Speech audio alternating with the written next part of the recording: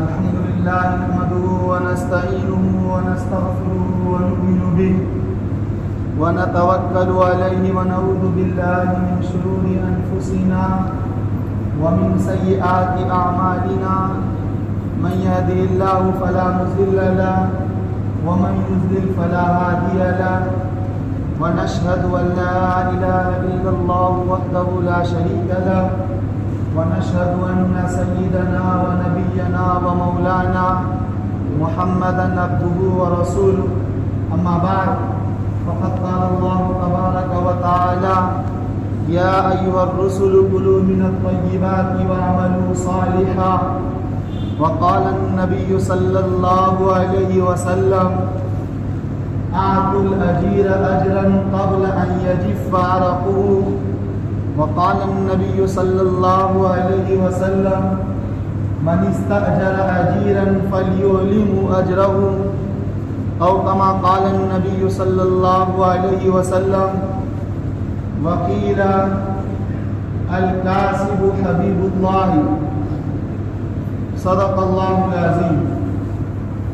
معزز سامعین کرام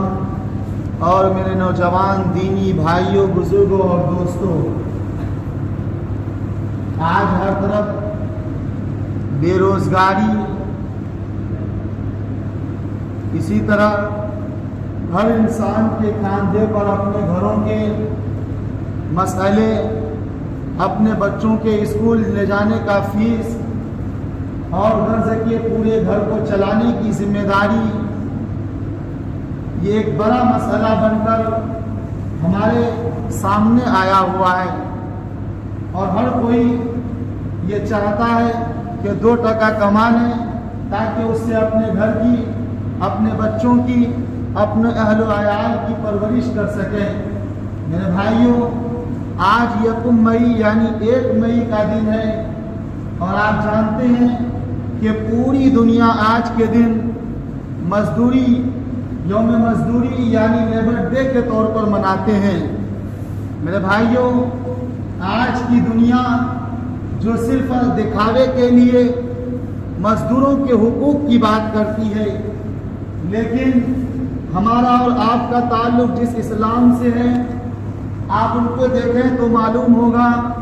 کہ ہمارے آقا جناب نبی کریم صلی اللہ علیہ وسلم نے آج سے قریب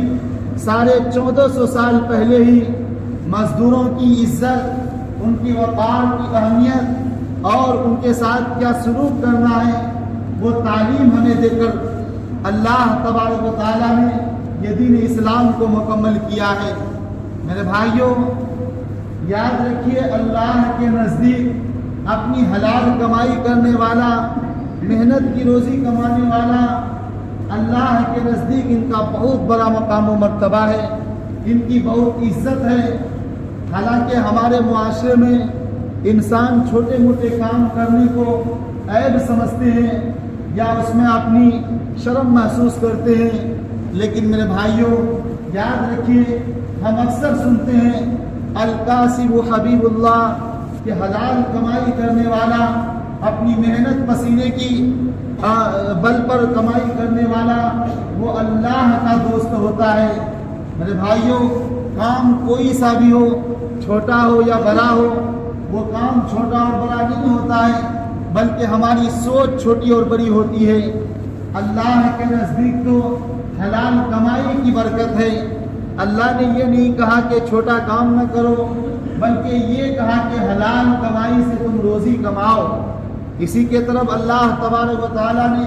سارے انبیاء کو، سارے پیغمبروں کو یہ حکم دیا، یا ایھا الرسل، کہ اے پیغمبروں، رسول ایک پیغمبر، رسول اس کی جمع یعنی سارے پیغمبر، جتنے بھی پیغمبر انبیاء کرام آئے اس دنیا میں، اللہ نے کہا کلوا من الطیبات، کہ تم اپنے حلال پاکیزہ رزق کھاؤ، واعملوا صالحا، اور نیک اعمال کرو، نیک کام کرو، انی بما تعملون علیم. اور یاد رکھو، تم دنیا والوں کو تو دھوکہ دے سکتے ہو کہ حرام کمائی کما کر ان کو یہ دکھا سکتے ہو، ان کو یہ باور کرا سکتے ہو کہ یہ حلال کمائی ہے، لیکن اللہ کہہ رہے ہیں بما تعلمون علیم، کہ تمہارے تم جو کام کرتے ہو، تم جو محنت یا حرام کی کمائی کماتے ہو، ان سب کی مجھے علم ہے، میں ان سب کو اچھی طرح سے جاننے والا ہوں۔ تو میرے بھائیوں، اللہ تبارک و تعالیٰ نے یہ حکم صرف ہمیں نہیں بلکہ انبیاء اور پیغمبروں کو بھی دیا کہ حلال کمائی کیجئے، اس سے جو پاکیزہ رزق آپ کو ملے وہ کھائیے۔ اور پھر میرے بھائیوں، اللہ آگے فرماتے ہیں کہ نیک اعمال کیجئے،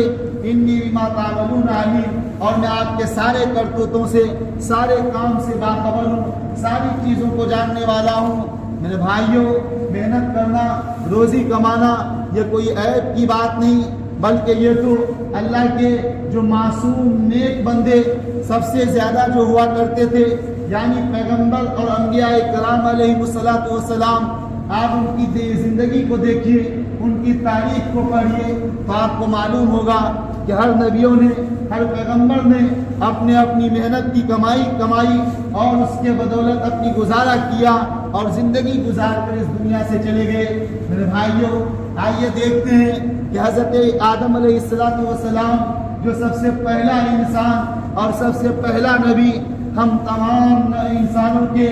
ابا حضرت آدم علیہ السلام جو ہے، انہوں نے بھی میرے بھائیوں کھیت میں اناج بویا، بیج بویا،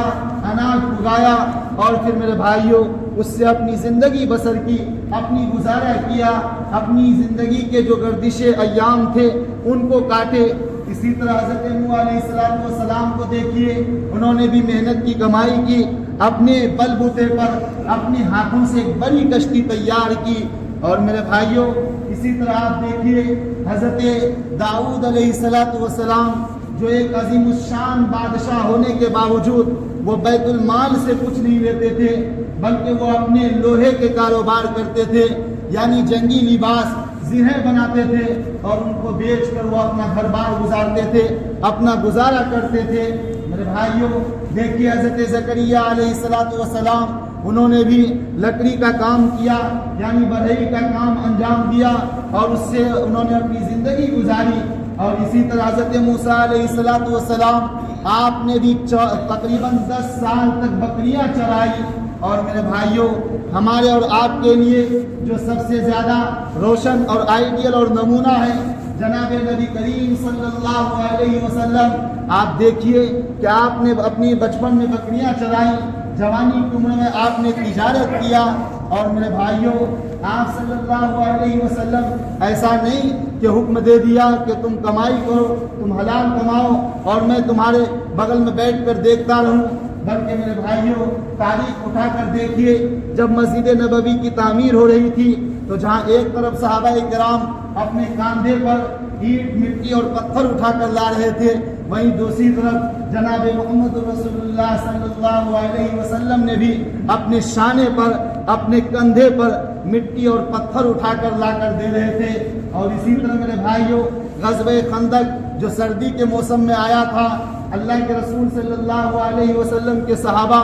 جہاں ایک طرف اس گڑھے کو، اس کھندق کو کھود رہے تھے، وہیں پر اللہ کے رسول صلی اللہ علیہ وسلم نے بھی اپنے حصے کی کھندق، اپنے حصے کی جو کام تھا، انہوں نے اس مشقت طلب کام کو خود ہی انجام دیا۔ تو میرے بھائیوں، کہنے کا مطلب یہ ہے کہ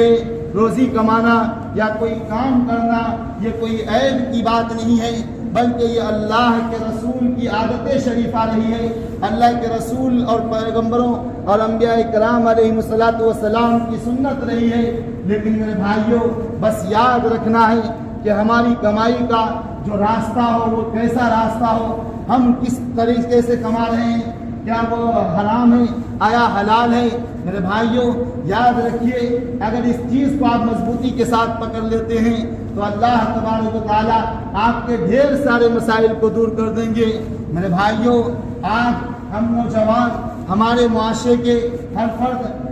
محنت کرتا ہے، کماتا ہے، کوشش کرتا ہے۔ ایک باپ، ایک نوجوان صبح سویرے گرمی یا سردی کی پرواہ کیے بغیر اپنے ہاتھ میں کدال لیتا ہے، کوئی کھیت کی طرف جاتا ہے، کوئی پاور لومز کی طرف جاتا ہے، کوئی کمپنی کارخانے کی طرف جاتا ہے، کوئی اپنی چھوٹی سی دکان آ کر کھولتا ہے، کوئی روڈ کے بغل میں ریڑھی لگاتا ہے، میرے بھائیوں یاد رکھیے یہ عیب یا ہتک یا آر کی بات نہیں، بلکہ وہ اللہ کا سچا دوست ہے۔ جب تک وہ حلال کمائی کی تلاش میں رہتا ہے گویا کہ وہ عبادت میں مصروف ہے۔ جس طرح آپ مسجد آ کر اللہ کی عبادت کرتے ہیں جو ثواب ملتا ہے، اگر آپ حلال کمائی کی تلاش میں صبح سے شام تک رہتے ہیں تو میرے بھائیوں یاد رکھیے گویا کہ وہ بھی ایک طرح کی عبادت ہے، اس لیے کہ آپ اس طرح اپنے گھر والوں کو دوسروں کے آگے ہاتھ پھیلانے سے بچا رہے ہیں، آپ اپنے بیوی بچوں کو دوسرے کے آگے ذلت ہونے سے بچا رہے ہیں۔ میرے بھائیوں کیا یہ کوئی کم بات ہے؟ کیا کوئی معمولی بات ہے؟ بلکہ یہ ایک بڑی بات ہے، اور یہ ایک باشعور اور جو غیرت مند آدمی ہوگا وہی یہ کام کرتا ہے کہ ہماری بیوی، ہمارے بچے، ہماری ماں اور باپ جو بوڑھے ہو چکے ہیں انہیں کسی اور کے آگے ہاتھ پھیلانا نہ پڑے، کسی اور کے آگے اپنا ہاتھ دراز نہ کرنا پڑے۔ اس کے لیے ہم خود ہی محنت کریں، خود ہی مشقت کریں، خود ہی مزدوری کریں۔ میرے بھائیوں